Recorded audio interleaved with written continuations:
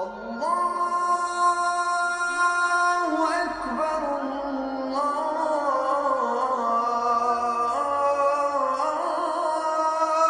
أكبر. Bismillah ar-Rahman ar-Rahim. Assalamu alaikum wa rahmatullahi wa barakatuh. La paix soit sur vous. Nous avons parlé de Luqman et nous avons une autre figure essentielle dans le Coran qui également a un chapitre, une sourate à son nom, Maryam. Maryam, Marie, dans la tradition chrétienne, est essentielle, non pas simplement, comme on l'a dit, parce qu'elle est la mère de Jésus, mais déjà par son statut tout à fait particulier. En tant que telle, elle a un statut, et un statut à partir duquel on va voir apparaître dans les traits de son caractère, son attitude par rapport aux événements, des éléments qui sont particulièrement intéressants pour nous et qui montrent une sagesse, qui montrent une confiance, qui montrent une patience et en même temps une détermination de celle qui va porter son enfant et qui va l'accompagner. Ce qu'on trouve déjà, c'est dans le Coran la femme d'Imran, c'est-à-dire sa maman, qui dit et qui demande à Dieu et qui, en attendant l'arrivée de son enfant, dit « Ce qui est dans mon être, ce qui est dans mon corps, je veux que ce soit un don pour toi, que son existence soit un don pour toi. » Et c'est ce qui est dit dans le Coran. A'udhu billahi minash shaytanir rajim. Bismillahir rahmanir rahim. Wa idh qalat imra'atu Imran rabbi inni nadartu laka ma fi batni muharraran fataqabbal minni innaka antas sami'ul alim. Donc la femme d'Imran dit « Ô Dieu, j'ai fait vœu, j'ai fait don de ce qui est dans mon ventre, que ce soit totalement dédié à toi et que cet être soit totalement dédié à toi. Et donc accepte de moi car tu es celui qui entend et tu es celui qui est le plus savant. » Et donc avant même de savoir quel allait être cet être qui vient, elle fait un vœu qui est un don, qui est la volonté de tout donner à Dieu de son être. Et puis, ce qui va se passer, c'est qu'à un moment donné, elle-même va être surprise en disant ceci. Elle pouvait s'attendre dans la mentalité orientale, dans la mentalité que ça allait être un homme, comme ce pouvait être la tradition de penser qu'on était plus élu quand on avait un garçon, plus que quand on avait une fille. Et ce qui se passe dans le Coran, ce qu'on trouve ici, فَلَمَّا وَضَعَتْهَا قَالَتْ رَبِّ إِنِّي وَضَعْتُهَا أُنْثَى وَاللَّهُ أَعْلَمُ بِمَا وَضَعَتْ وَلَيْسَ الذَّكَرُ كَالْأُنْثَى وَإِنِّي سَمَّيْتُهَا مَرْيَمَ وَإِنِّي أُعِيذُهَا بِكَ وَذُرِّيَّتَهَا مِنَ الشَّيْطَانِ الرَّجِيمِ.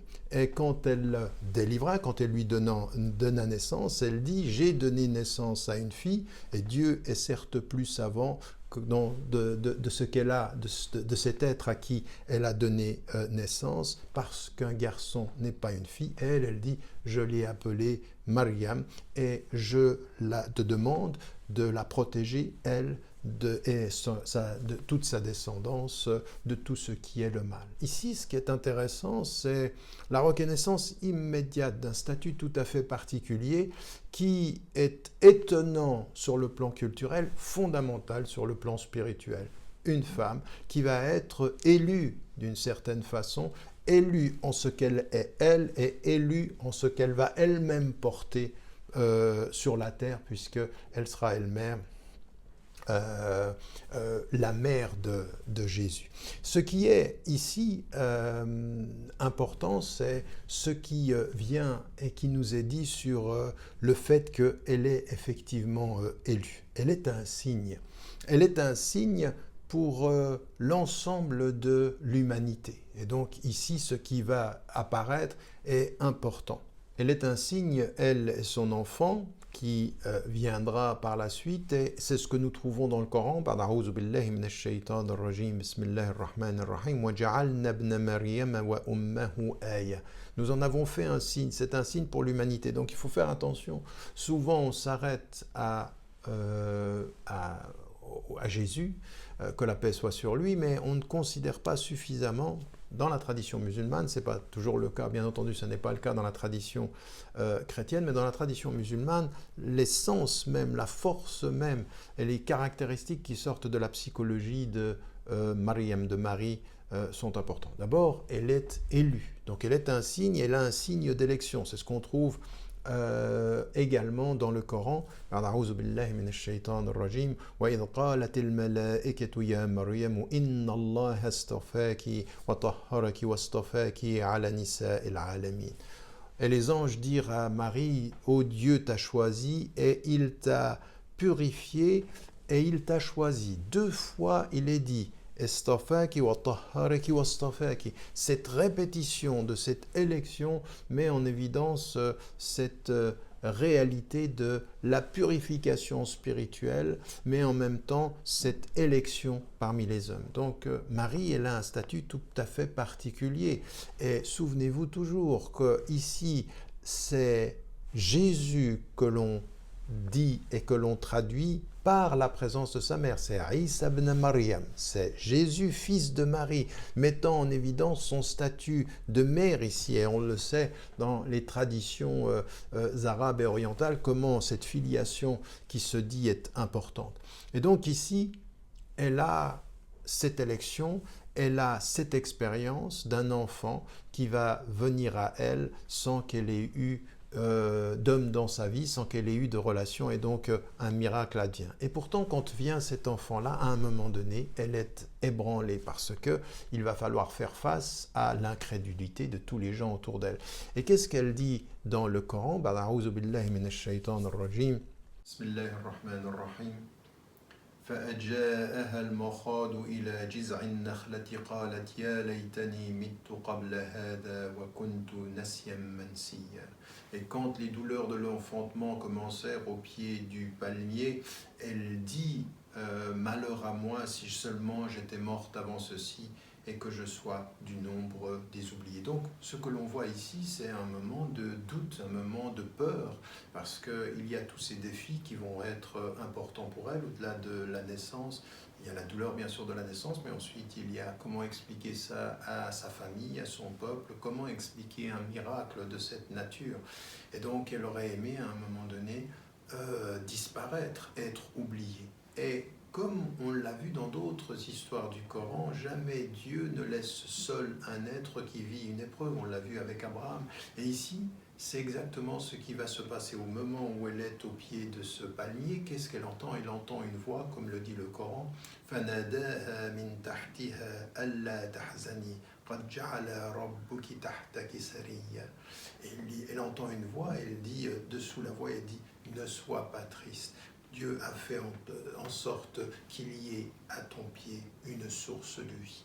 Alors quand elle est ébranlée par l'attitude des hommes, Dieu lui rappelle son plan et que là est la source de vie et que tout ceci répond à sa volonté. Et donc il la couvre d'une certaine façon en lui donnant ce qui va lui permettre de vivre et de faire vivre son enfant, la source de la vie.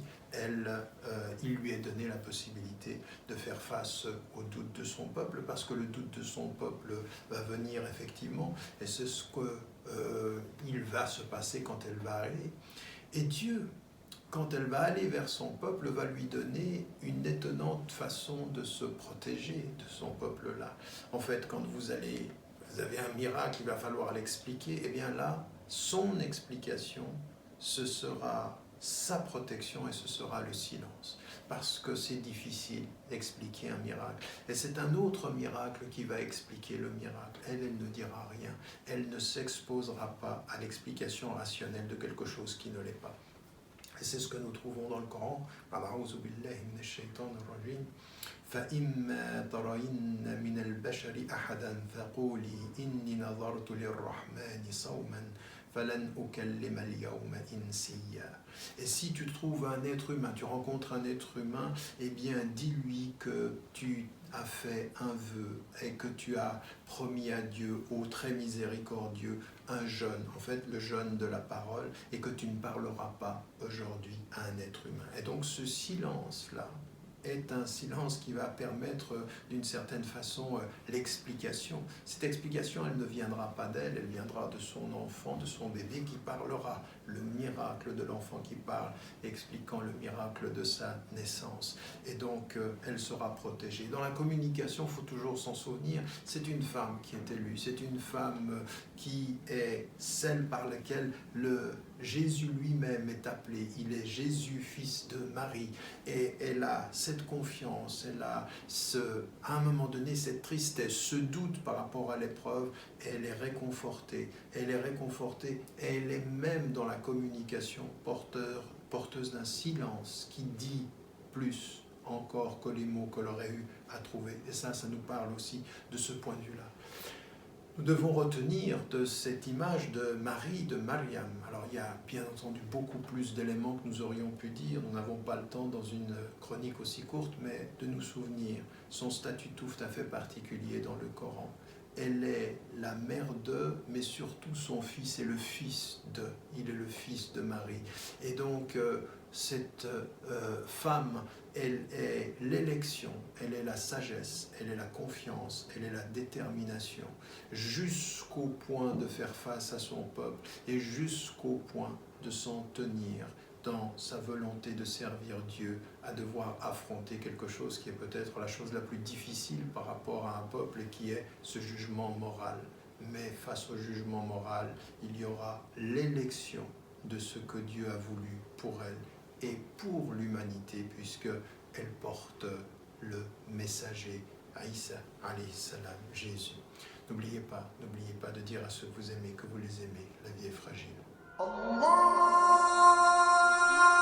الله أكبر.